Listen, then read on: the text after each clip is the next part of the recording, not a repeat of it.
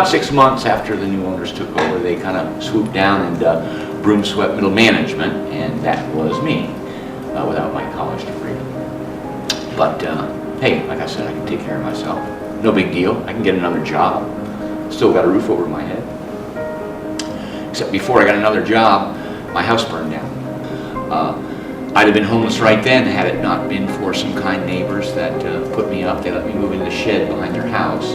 My plan was to go to college, get a degree in journalism, and hopefully have a career in the media. But I didn't make it to college. I could have gone because my family had the resources to send me to college. I was smart enough to go to college. I took the SAT as a junior in high school and got 1440 out of 1600. And so, yes, I thought I was college bound, but also I was in love with a pretty girl named Janetta. And my car broke down, and it was several $100s to get it fixed. So when it broke down again, I didn't have the money to fix it.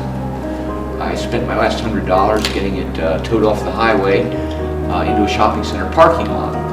That's where I stayed that night. That's where I stayed the next time.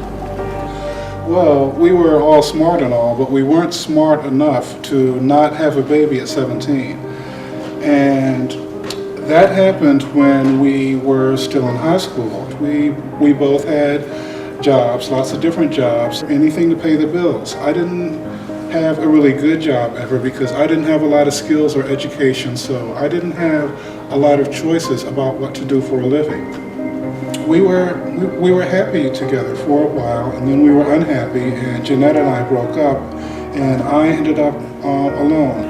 One night I came back to the car, and there was a note on the windshield saying that it was going to be towed away the next day. And that was it. I was homeless. I didn't have health insurance. That was my situation. I had something called a silent killer, something extremely common. It's called high blood pressure. I had a stroke and suddenly couldn't talk. I had heart disease. This cost me my ability to work because I couldn't move around much anymore. And so that led to unemployment, and that led to homelessness. It wasn't waking up cold and hungry that got to me, being homeless. It was the treatment that I received. I don't have all the answers, far from it, but I do know this, one thing that we all can do is just acknowledge one another's humanity. You don't have to empty your pockets every time you see a homeless person, but the courtesy of a reply, if somebody asks you for some help, goes a really long way. And that person you see on the street is not an alcoholic or a drug addict or crazy or lazy or smelly or funky, as my friend Jesse would like to say. They had a life before they became homeless, and certain situations led to their homelessness. And not always by their fault. John, his house burnt down. David had health issues. He had a stroke. He ended up on the street. And it unfortunately can strike a lot closer to home than we might like to think. I didn't think I would ever be homeless. If I could ask you for one more moment, I made up a little song about being homeless. I live in a homeless shelter. It ain't exactly like the Hilton. It has a bunk, it has a blanket, and a locker for my junk. But as for tea and conversation, I'm way different from the others. It's unlikely that they'll ask me if I want to pass the time.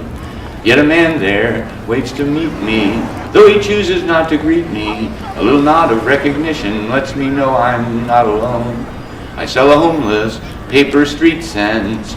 All I want is just $1 or a smile that'll hold me till $1 comes along.